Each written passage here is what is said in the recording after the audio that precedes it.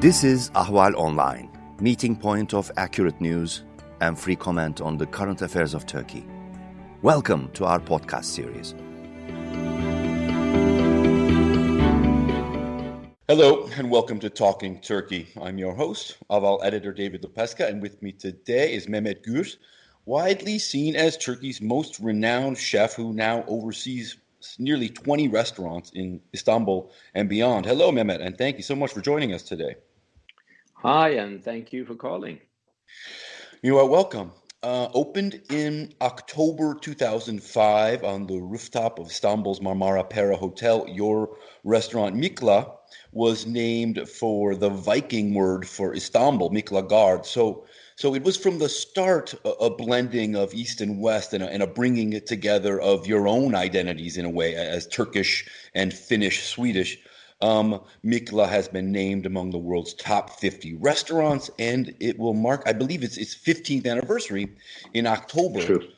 Yep. Yet when it opened, I read that you have said that you felt it wasn't adequately grounded in Anatolian culinary traditions. So you began researching, investigating, and examining the traditional dishes, styles, and methods of Anatolia, crisscrossing Turkey to taste and study just about everything.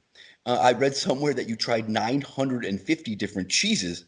After years of research, you came out with your manifesto called the New Anatolian Kitchen, which is the driving force behind much of your culinary thinking today. Before we get to those ideas, I just wanted to discuss a bit your travels across Turkey. How did you know where to go to find the best or most unique dishes like this? I've read that you have a special mercimek from Malkara that you appreciate.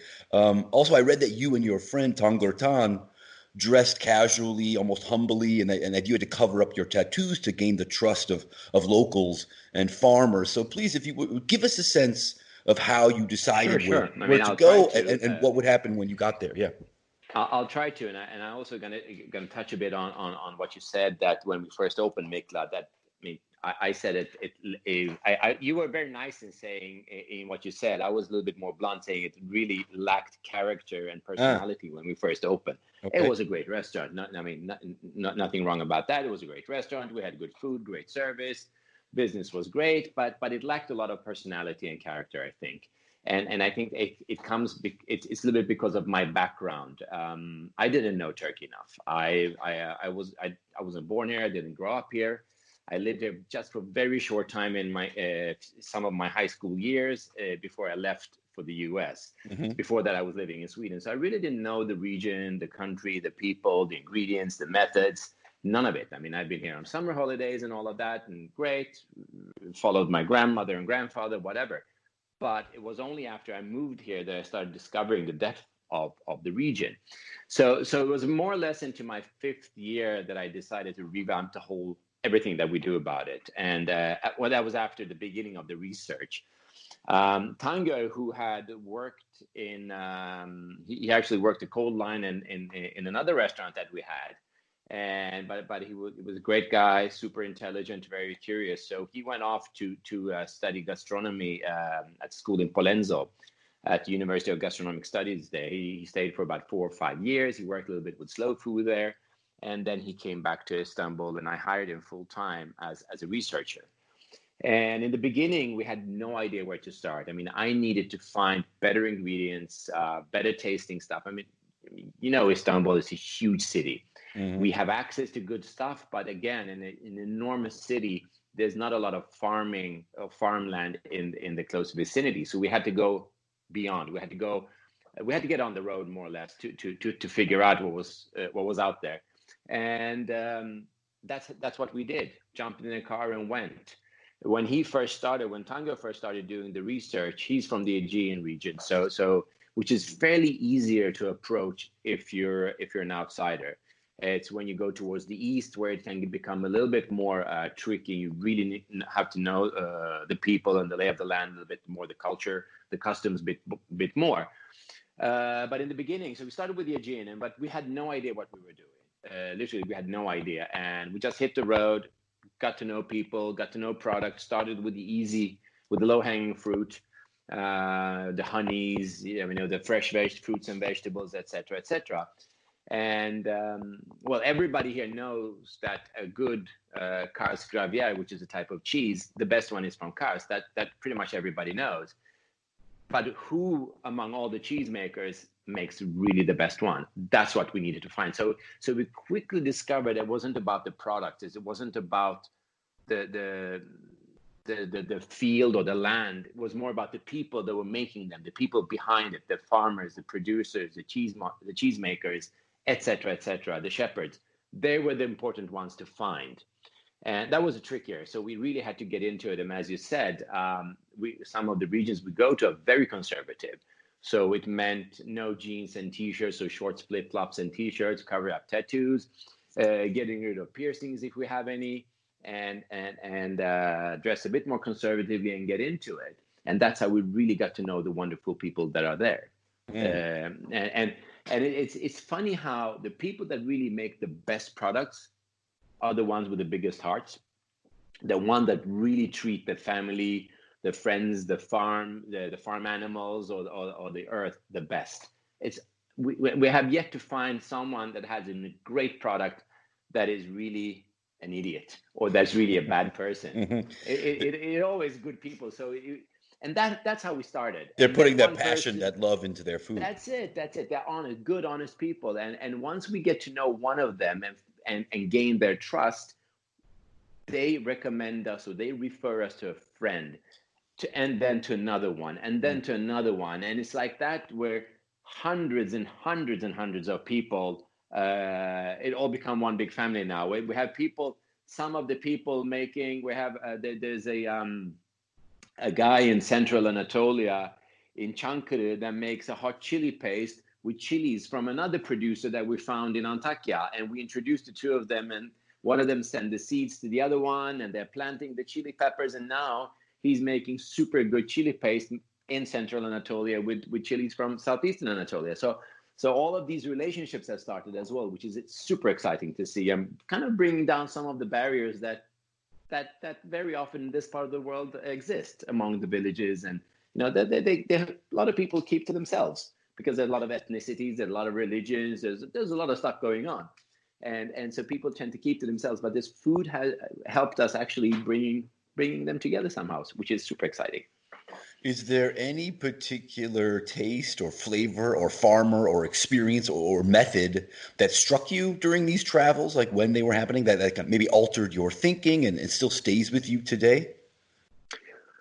Well, I can't really recall one super specific event, but a lot of them did. I mean, the first thing that it does to you when you get out and travel, it humbles you. I mean, you realize you really don't know anything. You think you're this hotshot chef, whatever, because people tend to talk to you. They interview you like we're talking now, and I mean, as you're aware, chefs they tend to have an ego, and et cetera, et cetera. But once you get out there, you realize you don't know anything.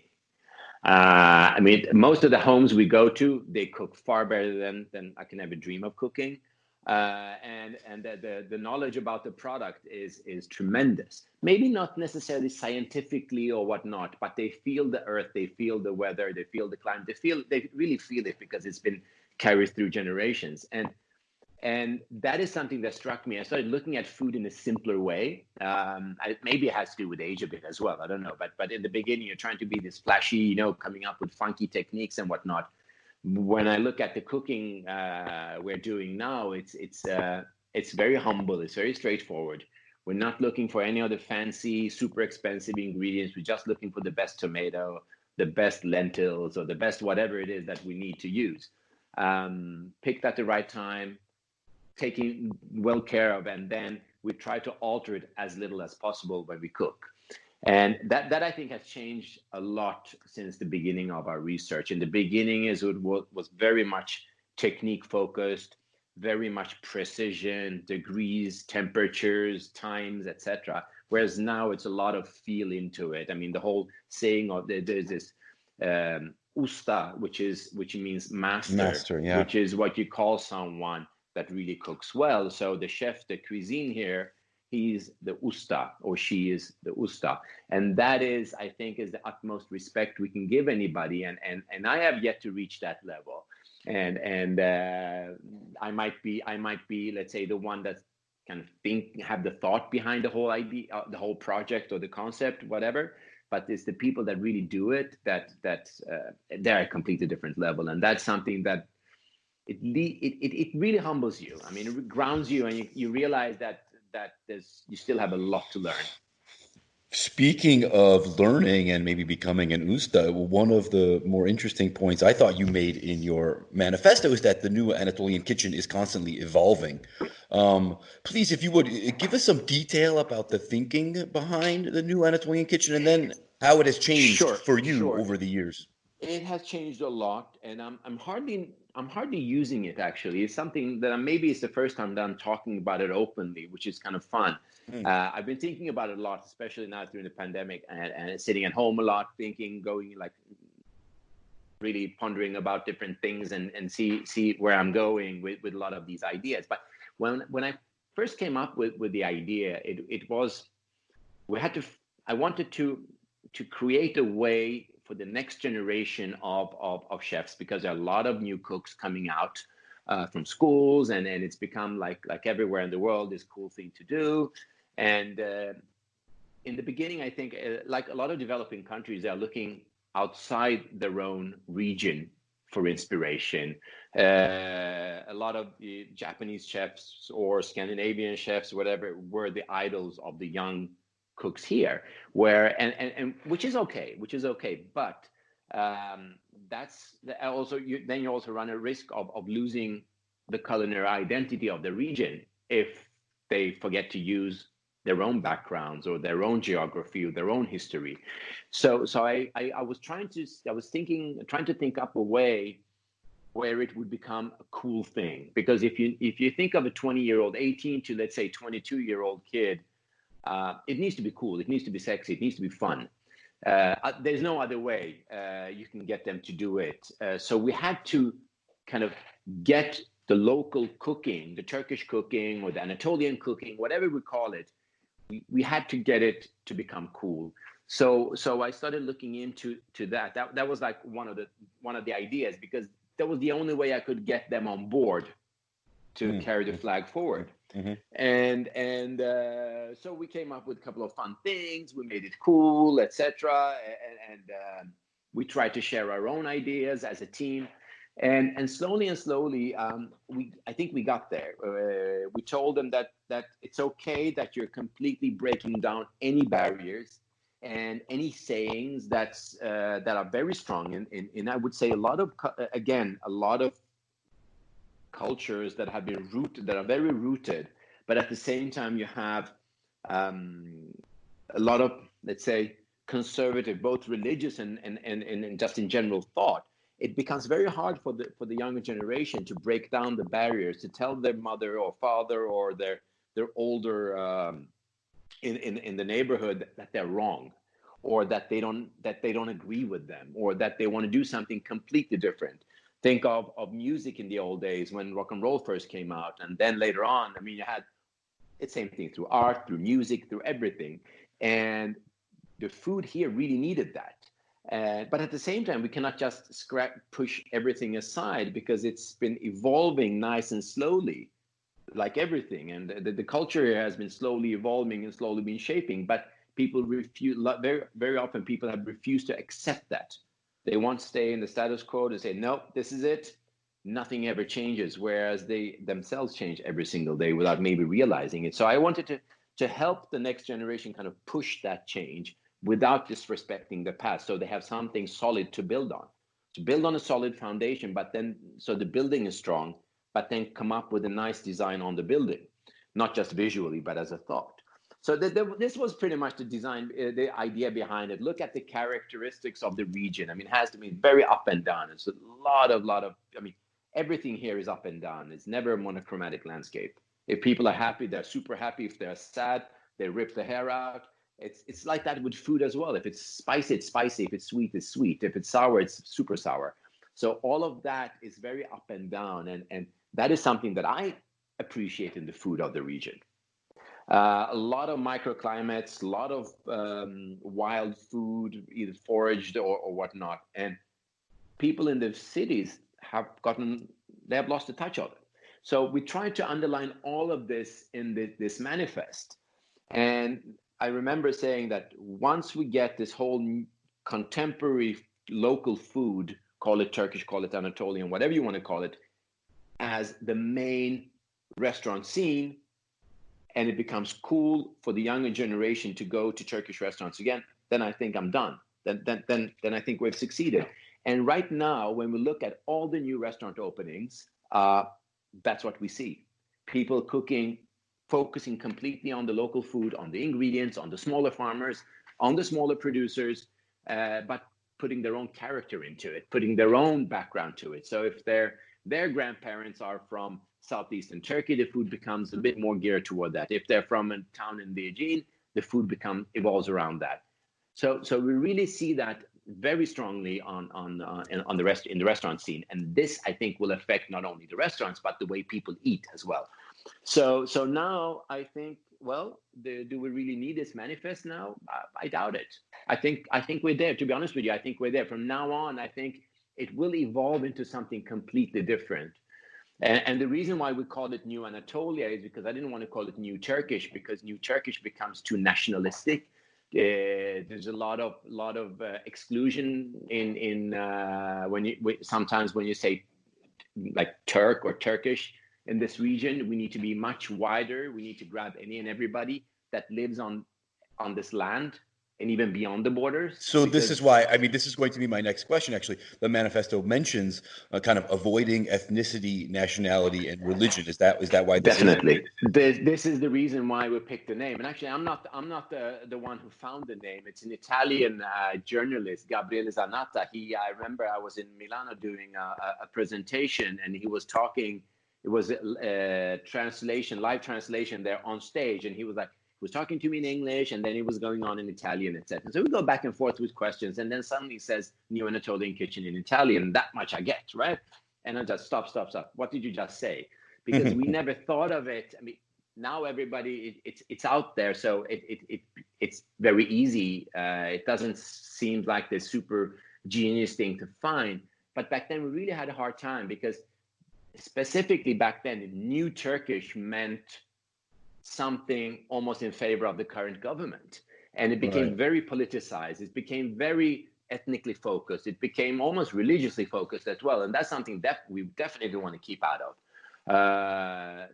to be as inclusive as possible. And because that's the richness of the region. So when he said New Anatolian, we definitely want to be new. We definitely want to be from this region. And then again, Anatolia has a lot of other much deeper. There are Georgian influences and Levantine influences, yeah. And that as well, but also as in the society here, and being Anatolian is being truthful. It's being hard worker. You're not fooling anybody. You're being a good, honest guy if you're an Anatolian, Anadolu in Turkish. Mm-hmm. So it has a lot of meaning to it. So it's not just as simple as just a geographical region. It has a lot of sentimental value as well for the locals, and no one that's a true Anatolian guy or girl is a bad one. It's a true honest person. So all of that kind of fit into what we're trying to do, being open to all of the past and hopefully to all of the future, and not limiting ourselves to the little border. I mean, the Turkish borders have been like this for the past 100 years. And before that, it was completely different. And I'm sure in the next 100 or 200 years, it will change again. So 100 years in history is not that long. So I'm trying to look at, especially in this part of the world, where there are thousands of years of history and a lot of religions, a lot of ethnicities. And why not embrace it all? Let's say it might sound a bit like kumbaya, let's sing kumbaya together, but why not embrace it all we're talking food at the end of the day. And food is at the center of all our lives. So and they all influence each other. So let's be open to them. That was the thought behind it. Right. Anatolian cuisine updated for the 21st century is great, but I think you'll agree that preserving and maintaining traditional dishes and methods is just as important.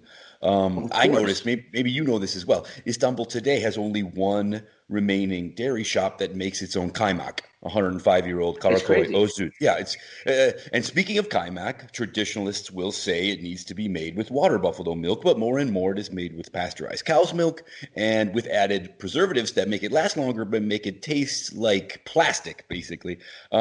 Also, as you know, Istanbul has been losing its esnaf lokantalara or tradesmen restaurants for years. And these are places that have served like fantastic soups and other traditional dishes for decades at really low prices. They're for everybody. I'm sure you could list many of these troubled culinary traditions. And this is some of the thinking behind your Ruhun Doysun initiative and TV and video series, which is that people have lost the connections to the origins of their food. Please tell us a bit more about this concept and how you are working to revive Sure. and I mean, maintain these traditions. again, I'm not one of those that's pushing on the brake when it comes to cultures or preservation. But I believe that to preserve a culture, it needs to be living. If you want to preserve the kaymak maker, if you want to make sure that the men and women who are making the kaymak or even the best yogurts and whatnot are using the water buffalo and not the water buffalo that were just shipped in from Italy. We're talking the water buffalo breed that's been around in this region for a long time. That's also very important because now you have mozzarella, Italian mozzarella, which is great. That's being done here with the guy making the cheese that's Italian. The buffaloes were shipped in from Italy, and now they're making mozzarella.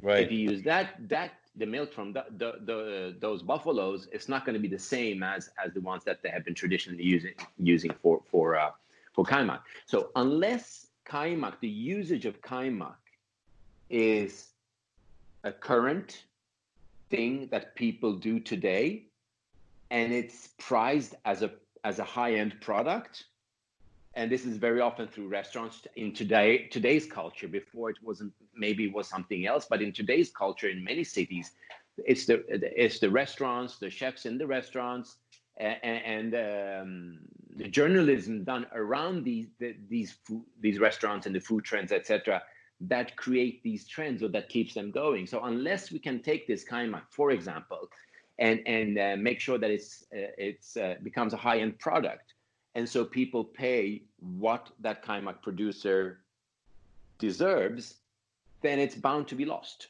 There's no way we can create a museum restaurant. You only go if the restaurant where you would esnaf lokantası. It's one of my favorites in Istanbul. I mean, I really enjoy good esnaf lokantası, which is your everyday lunch joint, let's say, but with the best selection of fresh, properly made food. If that doesn't become if it's not cool to do that, or if it's not an easy way to do, if it's not easy enough to do, if it's not, maybe not esnaf lokanta is a good example. But let's go back to kaymak. I think it's better to describe the whole issue. If we don't make sure that we use kaymak in high-end restaurants that's properly made, it's bound to disappear. It's bound to become just a supermarket product. We have to make sure that we pay the artisan that's making it. It's a very commercial issue that we talk about, and sometimes people think I'm losing the romance of it, but I'm trying to be very realistic. It's for the cheesemaker to survive, they need to get the proper price for the super product they're making. And that's always going to be higher than the commercially made one with pasteurized cow's milk. And example. Probably most restaurant owners aren't willing to pay that premium. Exactly. So unless we create this buzz around it, so the customer asks for it and makes sure that there's a difference in the store, in the restaurant, and later on in the stores, then there's no way that the shopkeeper or the restaurant owner is going to pay the difference.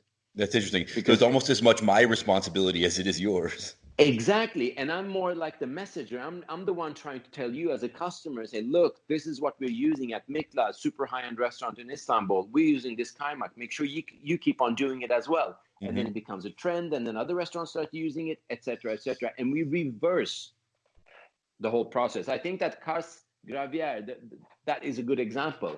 How even the migration has reversed. Now people are moving back to Kars, to Boğatepe köyü. That's the village that makes the best cheese, that Kars Gravier cheese in Turkey. Villages that previously moved away from the village because there was not enough jobs or schools or anything, now they're moving back. There are more animals than there were before. They're making more cheese than they were before, and they're moving back and they're learning the craft because now they get a proper price for it. It's become a trend again, and people are using it. So that, I think, is a really good example of how you can, through contemporary trends, reverse and actually save the tradition. It doesn't mean that you're messing it up. If you're not creating any musicians, let's say, classical music will die unless you create people. You get people excited. Some of them will go in to get into rock or rap or whatever it is, but some will get attached to the classical music. And if you don't have anybody that knows how to play the piano or the violin or whatever it is, then you're not going to have any music left. Well, it's interesting that you say that. In interviews, you have said that one of the lies they told Turkish children was that Turkey didn't need to import any food because it produced everything. This is even more of a lie today, as I'm sure you know. Exactly. Turkish agricultural production has been falling for years, and Turkey today is more dependent than ever on food imports. Part of your manifesto was about supporting quality farming, as you say. So I was wondering, how troubled do you think Turkey's agricultural sector is today, and how could it be turned around and fixed?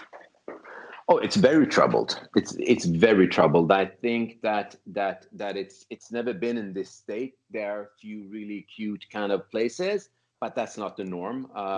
Some of the, like the example I gave about the cheese in Kars, it's a great example. It's very romantic.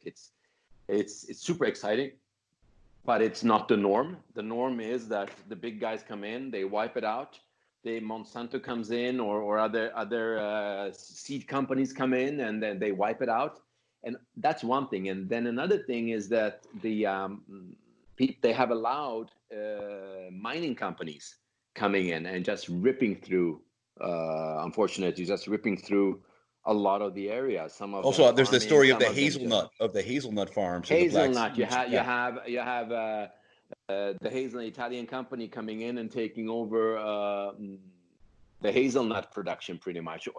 So there's a lot of things that have been done wrong. I think that Turkey has been a developing country for years now. It still is, and when you look at developed countries, developed societies, let's take Sweden or Germany or France, for example.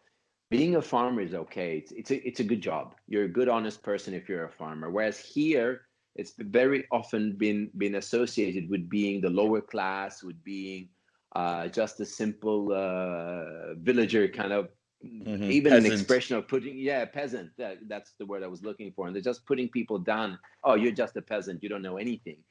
And so people have people have moved from the villages to the cities, a huge migration. The cities have just exploded. The size-wise, and it's not because people have been making out like rabbits. It's because of the migration. So what happens is they leave the land in the village or in the smaller towns. They move to the big cities as work pretty much in construction or in other slave-like jobs in the big cities. And of course, the younger generation, they don't want to. It's not cool anymore. They don't have the schools or anything any place to hang out or to do anything. So it's much more of just a simple economic or production issue. It's very deep down an issue that has to be fixed more of on a social level. And looking at farming in just in simple economic terms is suicide. We still know that globally, still the smaller farmers that feed the world. We know that, and they're very efficient in how they run the farms. Much more efficient if you look in the long term than the larger companies. And this is valid pretty much anywhere in the world. And same thing here.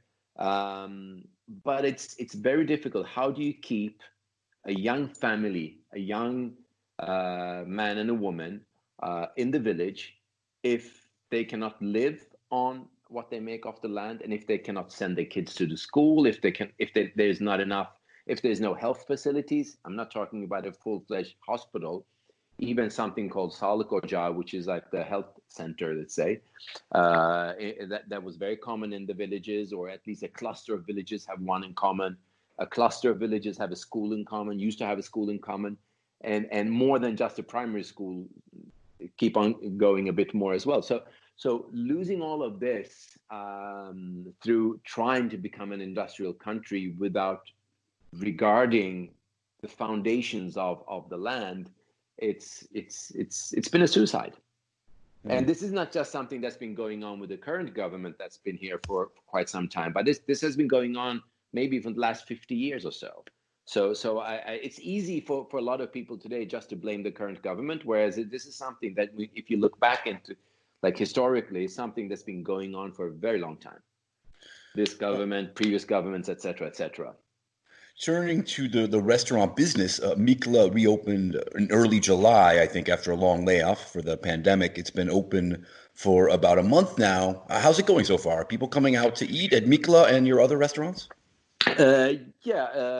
Well, I mean, yes. Let's talk about Mikla. The other restaurants, I'm no longer a shareholder. I was lucky enough to sell the shares right before the pandemic started. To be honest with you, so the coffee business that we had, it's going really well. I know that the new owner is really happy with it, and the casual restaurants that we had. They're also doing fairly well, not as well as the coffee business, because the coffee business has a lot of retail as well, so it makes life a little bit easier. And then when we look at Mikla, for example, which is a high-end restaurant, where we had a lot of international customers, almost like 70-80% of our customers were international visitors. Mm-hmm. So in the beginning, that was really the biggest dilemma for us, like how are we gonna run this business? So we changed the focus a bit in our communication. And we also let them know that, yes, you've trusted us for 15 years. They know that we are this very, very rigid when it comes to hygiene, et cetera. And this is something that we've been known for. That we work with the smaller farmers. The moment you support us, through us, you will support our business partners, as we call them, all the smaller producers. And we just let people know that this was the case. And in the beginning, we only opened 3 days a week to start with, to focus it on 3 days, and it worked really well. We are doing pretty good. We opened up the 4th day now as well last week, and that's also been good. It's worked really well. Of course, the business is not where it was a year ago when we look at the number of people in, because we are very rigid when it comes to the distance between the tables and the chairs. Mm-hmm. I know there's a lot of regulation, but a lot of people in the business, unfortunately, do not follow those regulations. But just this last Saturday night, there was someone that wanted a table on the terrace, and because the terrace we have is amazing, yes, it is. And yes, it is really, But so I asked, I wasn't in the restaurant, but I called in and said, look, is there any way you can like chuck a table down somewhere, this typical kind of restaurant reflex that we had. And my manager I was very happy. He said, no, I cannot, because then the distance between the tables will not be following regulations. So I'm sorry, I cannot help you out. You must be losing significant capacity though. 40-50% yes. Or something? Yeah, about 50%. But we kind of, what we did, we extended the hours a bit. We kind of stretched them a bit. It's okay. It's okay. We have a very understanding landlord. I would say probably the world's best landlord. Yes, they're always like, Turkey has always gone through, not always, but very often goes through various crises. Being the coup attempt in 2016, or bombs going up, or financial crashes, et cetera. So we are fairly flexible when it comes to this. And my landlords, thank God, they're like, yeah, whatever. We're in this business together. I mean, I've been renting this space for the past 15 years, and we really support each other. So they've been great. And this time as well, they were super good. So I'm one of the lucky ones, to be honest with you. I mean, the team is on. They're all happy, and I mean, as I said, I mean, we're really the lucky ones. The only thing we changed a bit was the menu. We tried to make it a bit smaller. We change it more often, but a smaller prep list, just to make sure that we don't have any waste whatsoever, because we are very much like efficiency and also cost focused. So we want to make sure we don't throw stuff away, not just for financial reasons, but there's so much effort and energy that goes into producing food. So it's just a waste of throwing it out. So for various reasons, we refuse to throw food out when there's so much people dying or starving from no food. So this is something it's in our core not to waste anything, being it energy or food or water, whatever. So that's Okay. So it's been pretty good. It's been pretty good. I can't complain. Obviously, it's not super. It's not like it was last year. I mean, last year we had an amazing year, one of the best we've had in a long time. But it's still okay. We're doing good. Sure. Okay, good. You now oversee kind of a small culinary empire, books, TV series, a line of appliances and kitchen tools, the cafes and restaurants, including one that opened in Helsinki, I think 2 years ago now. So I wonder what's next. Maybe a return to the United States, maybe something else? Well, I mean, I always have a contact with the US. I mean, my former school is there. I mean, I was born in Finland. I grew up in Sweden.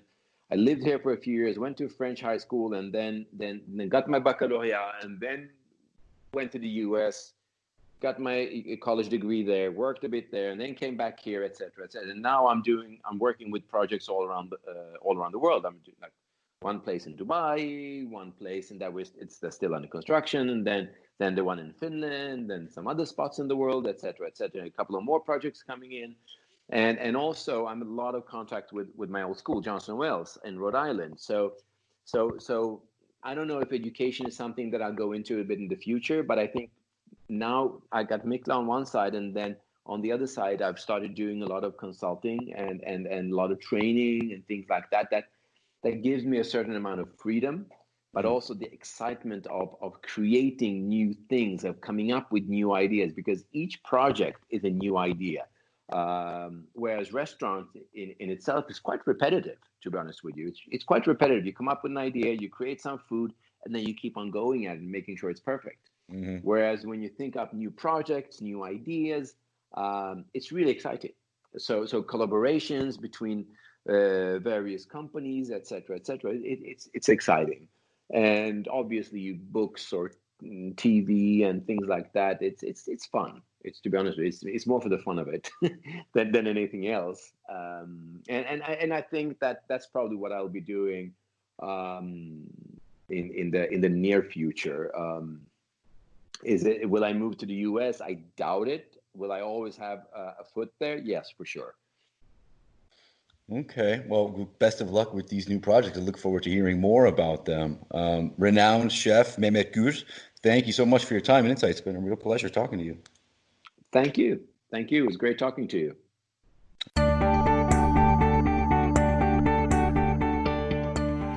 You can follow Ahval News Online podcast series through Apple Podcasts, Spotify, YouTube, Google Podcasts, SoundCloud, and Spreaker.